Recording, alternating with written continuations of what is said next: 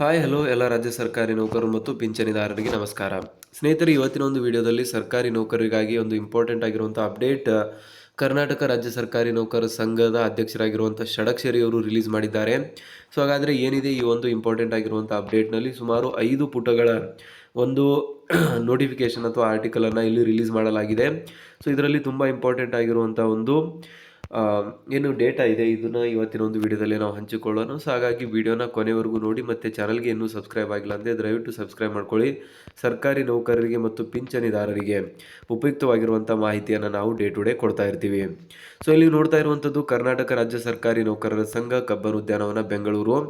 ಮುಖ್ಯ ಕಾರ್ಯದರ್ಶಿ ಅವರಿಗೆ ಈ ಒಂದು ಪತ್ರವನ್ನು ಬರೆಯಲಾಗಿದೆ. ಸೊ ವಿಷಯ ಬಂದ್ಬಿಟ್ಟು, ಸರ್ಕಾರಿ ನೌಕರರ ಕರ್ತವ್ಯದ ವೇಳೆಯಲ್ಲಿ ಕೆಲವು ಗಣ್ಯ ವ್ಯಕ್ತಿಗಳು ಹಾಗೂ ಸಾರ್ವಜನಿಕರಿಂದ ನಡೆಯುವ ಹಲ್ಲೆ, ದೌರ್ಜನ್ಯ, ಅವಾಚ್ಯ ಶಬ್ದಗಳಿಂದ ನಿಂದನೆ ಮತ್ತು ಕಿರುಕುಳ ನೀಡುತ್ತಿರುವ ವ್ಯಕ್ತಿಗಳ ವಿರುದ್ಧ ಶಿಸ್ತು ಕ್ರಮ ಜರುಗಿಸಲು ಪೂರಕವಾಗಿ ಸೂಕ್ತ ಕಾನೂನು ರೂಪಿಸಿ ರಕ್ಷಣೆಯನ್ನು ನೀಡಬೇಕು ಅಂತ. ಏನಕ್ಕಂದರೆ ಮೊನ್ನೆ ತಾನೇ ಒಂದು ದೊಡ್ಡ ಪ್ರಕರಣ ಆಗಿರುವಂಥದ್ದು ಪೌರ ನೌಕರರ ಮೇಲೆ ಒಬ್ಬ MLA ಹಲ್ಲೆ ಮಾಡಿರುವಂಥದ್ದು.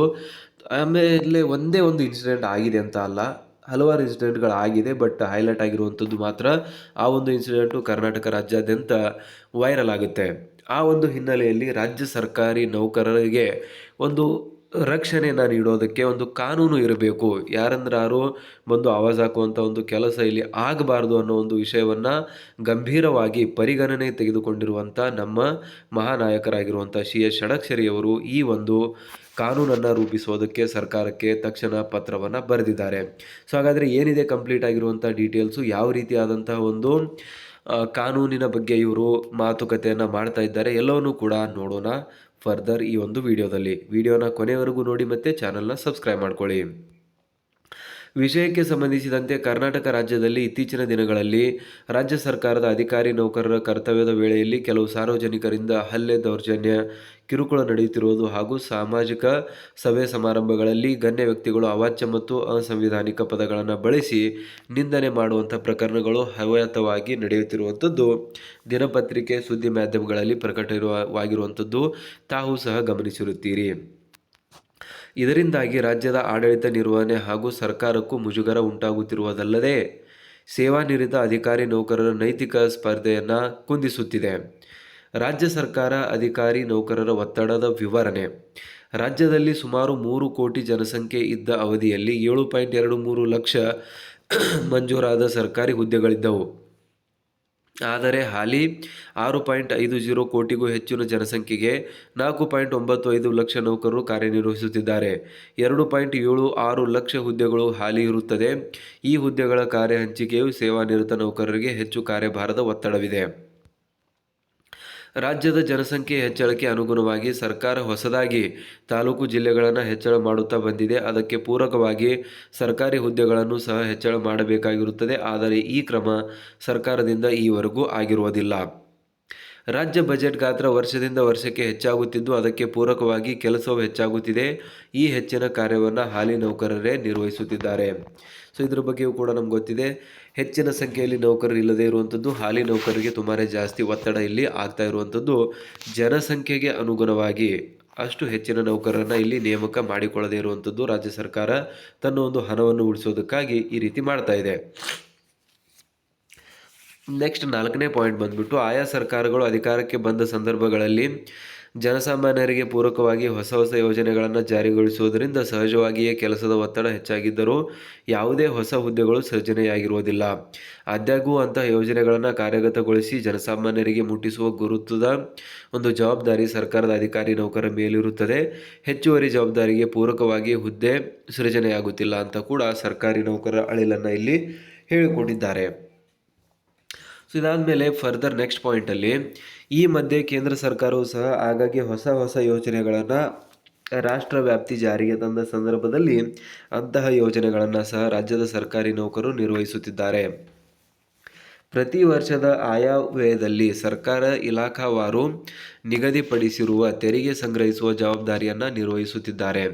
ಆಡಳಿತ ಸುಧಾರಣಾ ಆಯೋಗ 2 ಸಲ್ಲಿಸಿರುವ ವರದಿಗಳ ಪ್ರಕಾರ ರಾಜ್ಯದ ಸುಗಮ ಆಡಳಿತ ಹಿತದೃಷ್ಟಿಯಿಂದ ಹಾಗೂ ಜನಸಂಖ್ಯೆ ಹೆಚ್ಚಳಕ್ಕೆ ಅನುಗುಣವಾಗಿ ಹುದ್ದೆಗಳ ಹೆಚ್ಚಳಕ್ಕೆ ಹಾಗೂ ಖಾಲಿ ಹುದ್ದೆಗಳ ಭರ್ತಿಗೆ ಶಿಫಾರಸು ಮಾಡುವ ಬದಲು ಒಟ್ಟು ಮಂಜೂರಾದ ಹುದ್ದೆಗಳಲ್ಲಿ ಕೆಲವು ಹುದ್ದೆಗಳನ್ನು ಕಡಿತಗೊಳಿಸುವಂತೆ ಹಾಗೂ ಮರು ಹೊಂದಾಣಿಕೆ ಮಾಡಿಕೊಳ್ಳಲು ಶಿಫಾರಸು ಮಾಡಿರುತ್ತದೆ. ರಾಜ್ಯ ಸರ್ಕಾರ ಪ್ರತಿ ವರ್ಷ ಆಯವ್ಯಯದಲ್ಲಿ ಸಿದ್ಧಪಡಿಸಲು ಪೂರಕ ಮಾಹಿತಿಯನ್ನು ಸಂಗ್ರಹಿಸಿ ಸರ್ಕಾರಕ್ಕೆ ವರದಿ ಮಾಡುವುದು ಹಾಗೂ ಆಯವ್ಯಯದಲ್ಲಿ ನಿರ್ದಿಷ್ಟಪಡಿಸುವ ಗರಿಷ್ಠ ಮಿತಿಯನ್ನು ಸರ್ಕಾರಿ ನೌಕರರು ಸಾಧಿಸುವ ಗುರುತರ ಜವಾಬ್ದಾರಿಯನ್ನು ನಿರ್ವಹಿಸುತ್ತಿದ್ದಾರೆ. ಸರ್ಕಾರಿ ನೌಕರರು ಕಚೇರಿ ಇಲಾಖೆ ಕರ್ತವ್ಯಗಳ ಜೊತೆಗೆ ಪ್ರಾಕೃತಿಕ ವಿಕೋಪ ಸಂದರ್ಭಗಳಲ್ಲಿ ಜೀವದ ಹಂಗು ತೊರೆದು ರಾಜ್ಯ ಸರ್ಕಾರ ನೀಡುವ ನಿರ್ದೇಶನದಂತೆ ದಕ್ಷತೆಯಿಂದ ಕಾರ್ಯನಿರ್ವಹಿಸುತ್ತಿದ್ದಾರೆ ಹಾಗೂ ಮತದಾರರ ಪಟ್ಟಿ ಪರಿಷ್ಕರಣೆ ಆಗಿರಲಿ, ಜನಗಣತಿ ಆಗಿರಲಿ, ಜಾತಿ ಸಮೀಕ್ಷೆ ಆಗಿರಲಿ, ಜಾನುವಾರು ಸಮೀಕ್ಷೆ ಸೇರಿದಂತೆ ಇತರ ಆಯೋಗಗಳ ಸೂಚಿಸುವ ಗಣತಿ ಕಾರ್ಯಗಳು ಲೋಕಸಭೆ, ವಿಧಾನಸಭೆ, ವಿಧಾನ ಪರಿಷತ್ ಪ್ರಾಧಿಕಾರಗಳು, ಜಿಲ್ಲೆ, ತಾಲೂಕು ಮತ್ತು ಗ್ರಾಮ ಪಂಚಾಯಿತಿ ಸೇರಿದಂತೆ ಪಾಲಿಕೆ, ನಗರ ಮತ್ತು ಪಟ್ಟಣ ಪಂಚಾಯಿತಿ ಚುನಾವಣೆ ಕರ್ತವ್ಯಗಳನ್ನು ಯಶಸ್ವಿಯಾಗಿ ನಿರ್ವಹಿಸುತ್ತಿದ್ದಾರೆ. ಈ ಒಂದು ಎಲ್ಲ ಮೇಲ್ಕಂಡ ಕರ್ತವ್ಯಗಳನ್ನು ಸರ್ಕಾರಿ ನೌಕರರು ನಿಯಮಗಳ ಮತ್ತು ಸೇವಾ ನಡತೆ ನಿಯಮಗಳು ಹಾಗೂ ಸರ್ಕಾರದ ನಿರ್ದೇಶನ ಕಾನೂನಿನ ನಿರ್ಬಂಧಕ್ಕೊಳಪಟ್ಟು ಕಾರ್ಯನಿರ್ವಹಿಸುತ್ತಿದ್ದಾರೆ. ಕರ್ತವ್ಯಗಳನ್ನು ನಿರ್ವಹಿಸುವ ಸಂದರ್ಭದಲ್ಲಿ ಅನಿರೀಕ್ಷಿತವಾಗಿ ಹಾಗೂ ಒತ್ತಡದಿಂದಾಗಿ ಉಂಟಾಗುವ ಪ್ರಮಾದಗಳಿಗೆ ಶಿಸ್ತು ಕ್ರಮಗಳನ್ನು ಸಹ ಸರ್ಕಾರಿ ನೌಕರರು ಎದುರಿಸಬೇಕಾಗುತ್ತದೆ. ಕರ್ತವ್ಯ ವೇಳೆಯಲ್ಲಿ ಸರ್ಕಾರಿ ನೌಕರರ ಮೇಲೆ ಉಂಟಾಗುವ ಪ್ರಮಾದಗಳ ಬಗ್ಗೆ ನೇರವಾಗಿ ಸರ್ಕಾರಕ್ಕೆ ಅಥವಾ ಮಾಧ್ಯಮಗಳಿಗೆ ಮಾಹಿತಿ ನೀಡುವ ಅಥವಾ ಪ್ರಶ್ನೆ ಮಾಡುವ ಮುಕ್ತ ಅವಕಾಶ ಸರ್ಕಾರಿ ನೌಕರರಿಗೆ ಇರುವುದಿಲ್ಲ. ರಾಜ್ಯ ಸರ್ಕಾರಿ ನೌಕರರು ಮೇಲೆ ಹೇಳಲಾದ ಹೆಚ್ಚುವರಿ ಕರ್ತವ್ಯದಲ್ಲಿಯೂ ಈ ಕೆಳಕಂಡಂತೆ ರಾಜ್ಯದ ಪ್ರಗತಿಯಲ್ಲಿ ಮಹತ್ವದ ಪಾತ್ರ ವಹಿಸುತ್ತಿದ್ದಾರೆ.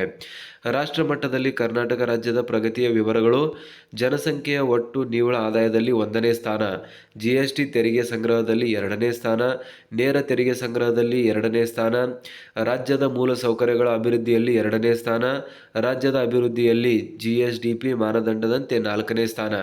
ಮೇಲೆ ಪ್ರಸ್ತಾಪಿಸಲಾಗಿರುವ ಅಂದರೆ ಎಷ್ಟು ಒಳ್ಳೆಯ ರೀತಿಯಲ್ಲಿ ಸರ್ಕಾರಿ ನೌಕರರು ಕೆಲಸ ಮಾಡುತ್ತಿದ್ದಾರೆ ಅಂತ ಇಲ್ಲಿ ಹೇಳಿಕೊಡಲಾಗ್ತಾ ಇರುವಂಥದ್ದು.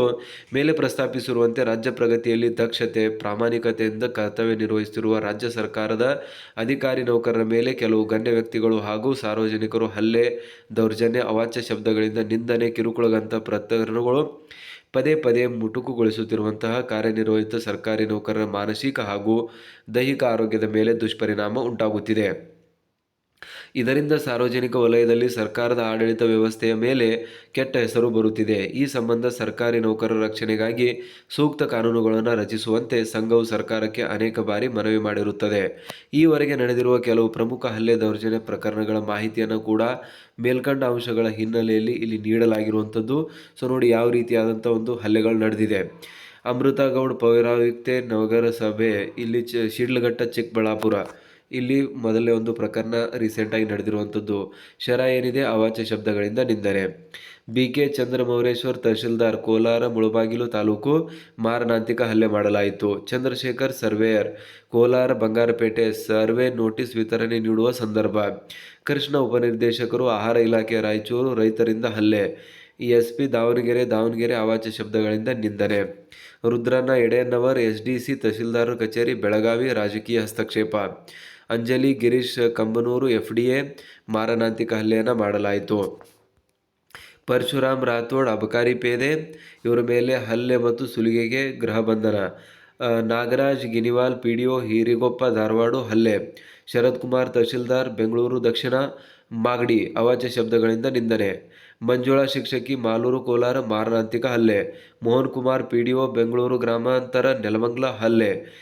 ಕಮೀನಿ ಮುಕ್ತಾರ್, PWD ಎಂಜಿನಿಯರ್, ಗಂಗಾಧರ್ ಮಾಳಗಿ, ಆಯುಕ್ತ ನಗರಾಭಿವೃದ್ಧಿ, ಕಲಬುರಗಿ, ಮುಖಕ್ಕೆ ಮಶಿ. Doctor Naveen, PDO Parameshwar, EO taluk panchayat, Vijayanagara, Hoovina ಹಡಲಗಿ, RTI ಕಾರ್ಯಕರ್ತರ ಒಂದು ಹಾವಳಿ.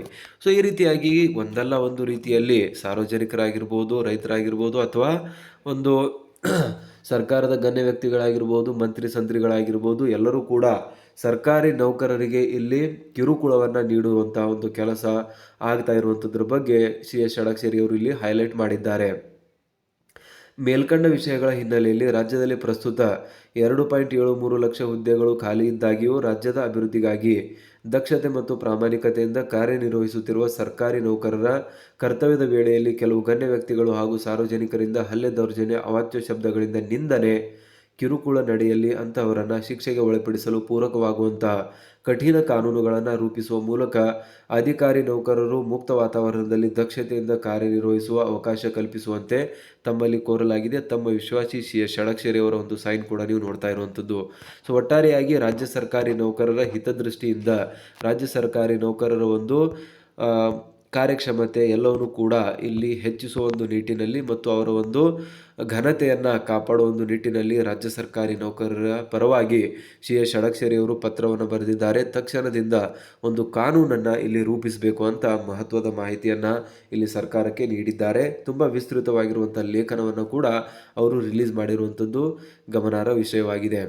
ಸೊ ದಯವಿಟ್ಟು ಈ ಒಂದು ಮಾಹಿತಿಯನ್ನು ಎಲ್ಲರ ಜೊತೆ ಶೇರ್ ಮಾಡಿ. ಚಾನಲ್ನ ಇನ್ನೂ ಸಬ್ಸ್ಕ್ರೈಬ್ ಆಗಿಲ್ಲ ಅಂದರೆ ಸಬ್ಸ್ಕ್ರೈಬ್ ಮಾಡ್ಕೊಳ್ಳಿ. ಸರ್ಕಾರಿ ನೌಕರರಿಗೆ ಸಂಬಂಧಪಟ್ಟಿರುವಂಥ ಪ್ರತಿಯೊಂದು ಮಾಹಿತಿಯನ್ನು ಒಳ್ಳೆ ಆತ್ಮೀಯತೆಯಾಗಿ ನಿಮಗೆ ನಾವು ತಲುಪಿಸ್ತಾ ಇರ್ತೀವಿ.